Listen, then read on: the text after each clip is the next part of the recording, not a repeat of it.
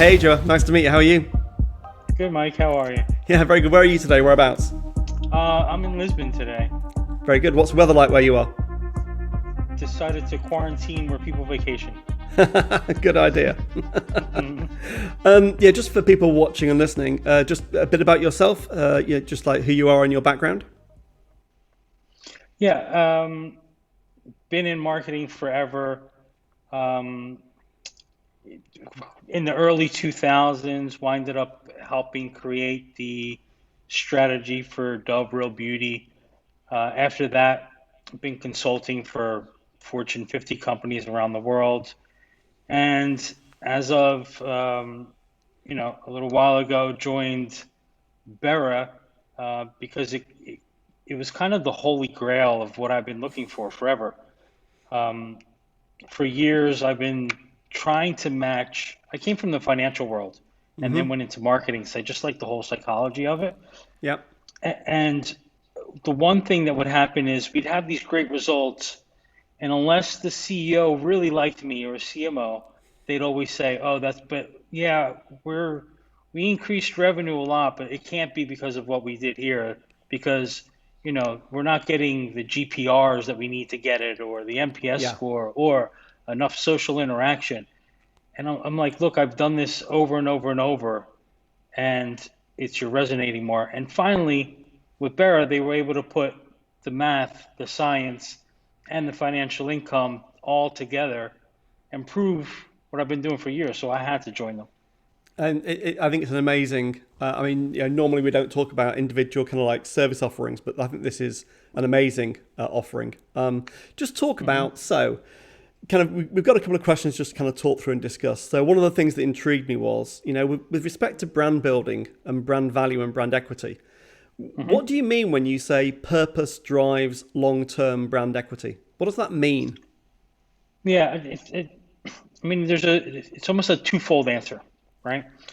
Um, Purpose is a word that I think is overused and often misunderstood, Yep. right? Purpose to a lot of people is about doing good or being sustainable and things of that nature. And it's not that it's not that, but it's so much more. Purpose to us is about creating reciprocity, right? You do something good for the society, you get you get payback because people like you more, and if people like you more, they're going to shop at your place more often, right? So a good example I like to use is you live in a building with 100 people. There's two mechanics that live in your building. The one mechanic always shovels the snow every time it snows for everyone that lives in the building, right? Just human behavioral biases that we have. Most people will go to the mechanic that shoveled the snow because Yes. he brought an additional value to the community over anyone else. Now, if everyone shoveled the snow, you probably you all build some likability, but at Barrow, we believe all brands compete against all brands. So if you all increased your point by one, that doesn't give you an advantage, right? Yes. So Absolutely. that's why I think a lot of times this whole sustainability movement, it's a must-have because you don't want to fall behind, but it's not a point of differentiation, and it's definitely not something that's going to make you stand out in purpose. Yeah. So it goes further, and purpose is only one of the buckets, let's say, that help drive brand equity. There's emotional, there's functional, and there's experiential. And Right. we've actually come up with 100 different metrics that fall into those four Wow. buckets to be able to figure out how do you score, how are you mattering to people exactly, and how do you matter versus the rest of the world and the rest of the brands. And how you collect? I mean, you're collecting 100 data points from multiple sources, and then you're integrating it into your data set. Yeah. That's not straightforward. No, it's been, it's years worth of data, and they are surveys, and they're census matching surveys. So we really have a pulse on what's going on. And the fact that we're measuring so many brands really is what unlocked the power of Bera And for how many us brands are is you measuring? Just remind me. Over 4,000 brands at the moment, Wow. and in Okay. several different countries. Yeah. So if you Um, go back to 2013 for a second. So when you mhm, started back in 2013 doing this, mhm. you must have had a hypothesis of some kind that you were trying to test. So kind of what was it and why? What was the inquiring mind, as I like to call it, that happened? Yeah, I mean, and this would be a better question for the founder, but Right? I'll try to do him justice, right? I'm sure you will. Yeah, Brian Barker um, knows that he was a consultant, he was a strategist at WPP, right? Okay. And he knew we were measuring vanity things, right? He knew that reach, although important, is not the end all be all as it's typically treated in marketing. He knew MPS had its failures as well. He knew a lot of the metrics that we were using really didn't mean much. And then with the advent of social media, where it seemed like everyone wanted to know how many likes they have, Yeah. it started to become ridiculous a bit where, there was no evidence that it impacted your brand financially whatsoever, and people were bragging about these things. And I really think that's what set Ryan on this course, which is, look, I really want to find the answer of how do we measure this, and then how do we prescribe a solution to people based on this. And his first foray into it was there's thousands of metrics out there. Let's look at the ones that we can actually prove have a causal impact on the business, what we call brand to business impact, right? Yep. So if there was one specific metrics that we can prove back to total shareholder return, sales, increase in enterprise value, whatever that financial metric was, we would save that and use that to start constructing the model. Okay. Mm-hmm. And what have you found out? So after all of this, I mean, now you're kind of like you're 8 years plus into this journey. You've now got a data lake, I'd imagine, a data Yeah. warehouse, Mm-hmm. and you're mining that data to get insights. What are Mm-hmm. your kind of findings? Yeah. I mean, I always say, big. There's a lot to big data, and big data kind of doesn't deliver on its promise, but Uh-huh. data curation does, right? And I can have the same exact data as someone else. That doesn't mean I'm going to curate it the same way. And I think Absolutely. that's where the difference is made. Okay. Um, and what we found, and I spoke to it a little bit in the other question, when you're sitting on a sofa, right? People make choices based on human needs, and those needs aren't I need a Coca-Cola, right? It might be I need a refreshment, or it might be I need to enjoy this TV show a little bit more. And when I think I want to enjoy this TV show a little bit more, I might grab popcorn, I might grab a beer, I might grab a Coke, I might watch TikTok while I'm watching TV. Yep. Um, you know, I might play um Minecraft while I'm watching Yeah. TV. So all these brands that don't really compete against each other are really competing against each other. So when Bera started, they saw that all brands compete against all brands. Everyone's in a fight for a share of mind, heart, and wallet. And if I may go make popcorn, that probably means I'm not going to go grab a Snickers, Yeah. right? So even though they're not in the same category, I just took a sale away from that company. So when someone makes a decision, a lot of seemingly unrelated brands lose, right? And that's where the difference comes in, is being able to measure 4,000 different brands really gives us a scope of what's going on. And when you have that close of a pulse on what's going on in culture, you can see who's going to benefit and who's not. Interesting. Okay. Hmm. So, what should brands be doing? Given kind of where we've come from the last 12 months globally, and, for the next 12, 24 months, we know that big brands, corporate balance sheets are stressed. A lot of money's been spent keeping brands alive. They're Hmm. now probably going back into growth mode. So, Hmm. from the insights you've gained, are there kind of like two or three big themes that you think the big brands should be starting to follow? Well, there's again, I'll answer in two parts. Yeah, yeah. Um, During COVID, what we saw is brands that show competence actually fared much better than brands who didn't score high on competence. And competence means, showing that you're moving forward, although we're in a pandemic. Right. And what most brands did is the opposite. They said, we've been here for 100 years and we'll continue being here for you. We're going through this together, right? So if we put that into a human analogy, imagine you're a little boy, your home got broken into. Are you going to, who's giving you more comfort? Your mom's shoulder that you're crying on your dad who's putting up barbed wire around the house to make sure it never happens again, Right. right? And it's going to be your dad in this scenario. Exactly. So whenever we feel attacked, competence, in this case, we can show mathematically brands that had high competence scores or built their competence scores actually fared much better than brands who were doing empathy. And are you at liberty to kind of illustrate that with some stories? Do you have any examples that you can give that you're allowed to? Yeah, I mean, we can look at you can look at Amazon's doing something that I really like, and I saw that their competence scores did increase, but Amazon is in our ranking the number one brand. It has the highest Wow. total score out of all brands.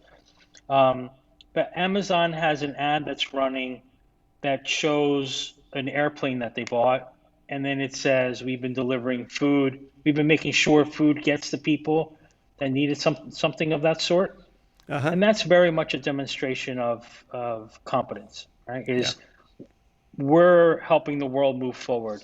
Mazda did something as well, which the competence scores went up, which um, might seem almost the same as a lot of other brands, but it's not. What Mazda did is whether a healthcare worker had a Mazda or not, they were Mm-hmm. going to the hospitals and picking up their cars and making the oil change because they knew they wouldn't have time to be sitting at a mechanic to get that done, Wow. right? That's helping the world move forward, right? Yes. All the companies that created hand sanitizer gel, whatever equity that would be, divide that up among all the brands that created hand sanitizer gel. See what I mean? Because all So brands compete when with all you're brands. Okay. all right, you compete with all brands. So when Mazda does that, it gets a lot of brand equity from people. People like it more. Yeah. When brands do hand sanitizer, they like it just as much, except they're not going to give it all to you because you're Yeah. not the only one who's doing it. And that's a great example, definitely. And it's about, I think, when we spoke before Mm-hmm. about if you look at brands that have been doing the right thing for its consumers for a long time. I mean, like Oatly, for example. Our son Mm-hmm. has allergies, bad allergies, one Yeah. of which is dairy. Mm-hmm. Oatly is a brilliant brand. Oatly Yeah. stuck to its principles.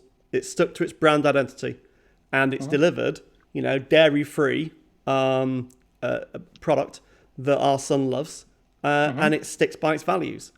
And they will have a very loyal brand base because of it sticks by what it does. But Mm-hmm. if 10 brands came into the market today and did the same thing, then brands compete with brands. So they'd all share a bit of it, but Oatly would still win out because they've got long-term principles and values, I would imagine. Mm-hmm. Yeah, I mean, I haven't looked up Oatly, and I could give you an accurate picture of Oatly, but what you're saying makes total sense. Right? It's at the end of the day, it's. I always divide it in two different ways, and the old with the new, and there's a quote someone from Barra shared recently, which is when creating a new model. I'm gonna butcher this, but it's kind of like Yeah, yeah, when yeah. creating a new model, you need to make the previous model extinct, Yeah, right? If it's if absolutely. it's tr- if it's true change, and here at Barra, while part of that is true, um, I think there's a huge evolution in marketing. So we went from very media focused. The more reach I had, the better. Yep.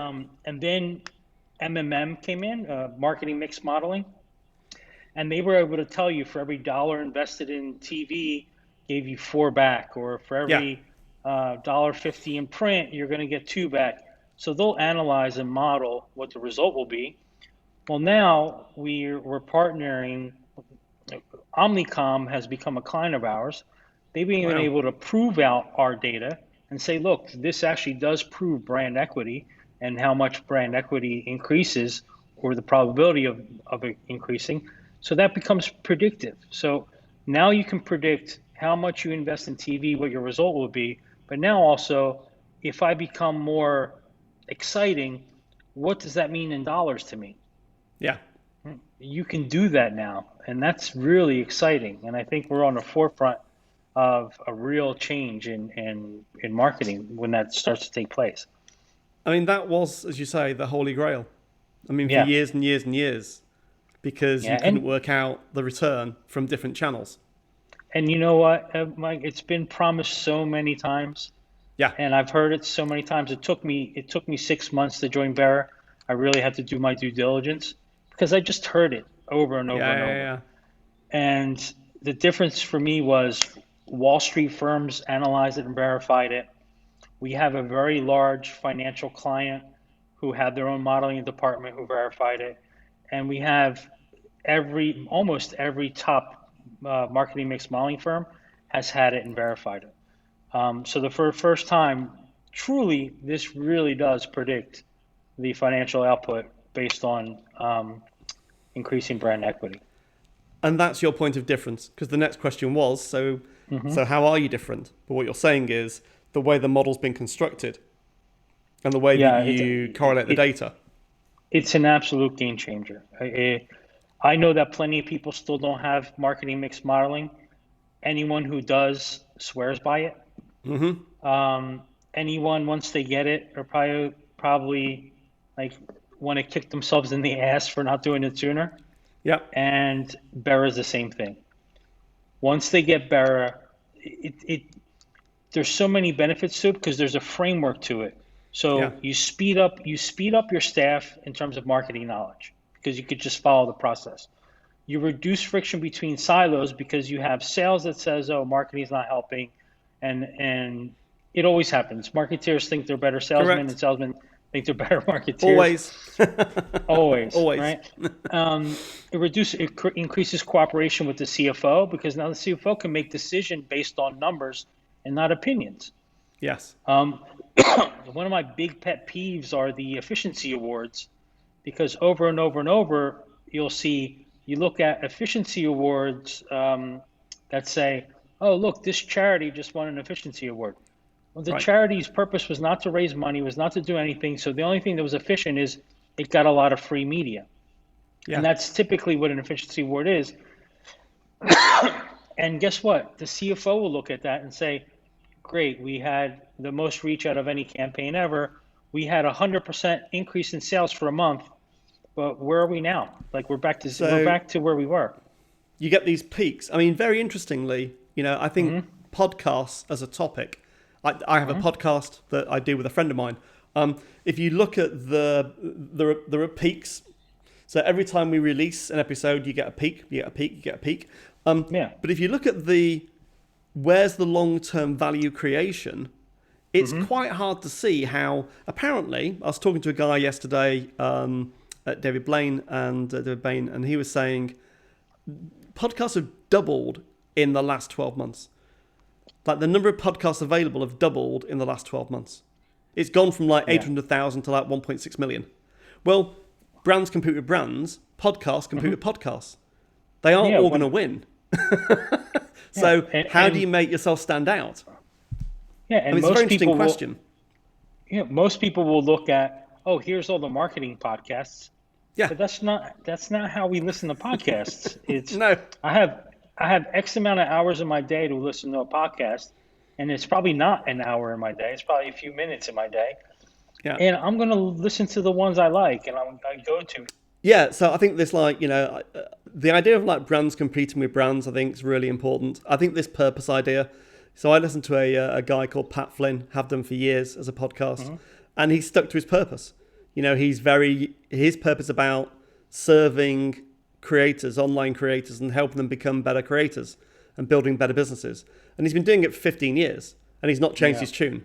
Now he'll stand out from the crowd, whereas everyone else that's piling in now, they'll all just be like, yeah, it's another marketing podcast. Okay, great. What's different? Nothing. Well, and that's Yeah. part of the problem. Yeah. If I was in if I was in my old job, if I look back at being in marketing procurement, let's say I was marketing procurement in Procter and Gamble, Hmm. what are the kind of things you'd be advising me to do differently in the next kind of like 1, 2, 3 years, based upon what you know now? In procurement. If I was in procurement, if I'm buying marketing services, because the problem I Hmm. have as a procurement person is Yeah. marketing don't believe I know anything about marketing. So Hmm. marketing procurement sit there trying to buy services on behalf of the marketeers, the CMOs, Yeah. and yet marketing have this often slight, not distrust, but disbelief that procurement know anything at all about marketing. So part Hmm. of what I do is I help to educate my marketing procurement colleagues that are out there in the Yeah. world. So if you were in marketing procurement and this is like Hmm. all a bit new to you and you're kind of curious, what would you Hmm. advise them to do? Well, one's going to come from a very good friend of mine. I consulted for Anheuser-Busch for a number of years, and right now in the top 10, three of them were brands that I helped get there. Wow. And this person was the person in charge. He's since left. He left this year, Anheuser-Busch, but he always used to say, if you want to move up in this company, work at procurement because it's the easiest where you can impact the financials the most. Yeah, And yeah. AB InBev is really good at rewarding people who do well and contribute to the business. So that's my first suggestion. Good idea. That has nothing to do with Barra. But the No, one no, to do no. with Barra is think about efficiency and think about result, right? So what's happening is there's going to be more and more software that comes out, and um, some are going to compete on price, some are going to compete on features. They're all going to compete, but you add to the complexity, and it's really hard to make things simple, Yep. right? So you need to look at what's going to simplify and get to the answer that my staff needs the quickest possible, and it's third party, there's third party buy-in. So the CFO would say this is good, and it's also going to speed up the process for my people, right? Because Yep. you can look at efficiency two ways: time or money, right? Yes. Bera is in a unique place where it's actually, in most of the cases, it's both. We're always more efficient, um, depending on whether you're a new brand or not a new brand. We're typically more efficient in terms of capital expenditure as well. Um, so those are the two things I think are going to be really important, and you're going to have to keep a close eye out on, because when I look at MarTech, and we actually consider Yep. ourselves predictive brand tech, but when I look at MarTech companies, almost all of them have the same brands listed on their site that they're working for, right? Yes. So when I look at someone like Coke and they have 20 different SaaS platforms, I know Yep. they're not being used. I know there's Yeah. something wrong. I know it's not efficient, and I know two or three will win out, and that's all. That's right. Correct. They will. Exactly. Yeah. So No, so fascinating. I mean, I think this is again. I like the idea that if you're going to change things dramatically, the hmm old world has to kind of die and the new world has to kind of emerge. So it'd be interesting hmm to see where Bera goes in the next few years. I know you've got yourself and some other very senior industry people working with you. So hmm I'm going to be fascinated to watch the journey. Where can Yeah. people find out more about you personally, about Bera? Yeah. If you go to Bear.ai, we have everything listed there. We have probably some of the most interesting people I've ever worked with. For example, Jim Stengel, who's an ex-CMO of Procter and Gamble, is I an saw. investor and on the board. Then I already mentioned the founder, which was ex-VP of strategy at WPP. We have people from Ipsos. We have someone who was the head of strategy, and so it's a super senior staff. Yes. Um, all of us speak the same religion, which is enough with the vanity metrics, and Yeah. let's make things that actually show financial impact. And I know that's almost like a dirty word in the market to a lot of marketing people, um, because it's because it's been promised so often and failed. Exactly It's, right. and And the now idea it's, that now we can say, there is a way of measuring true long-term shareholder value and brand mhm. equity through models that you've built. So no, I think it's been a fantastic insight for our audience. So thank you, Joah. Thank you much Yeah. indeed, and thanks Thank, for joining us. thank you, Mike. Thanks for the invite. It was a pleasure. Pleasure.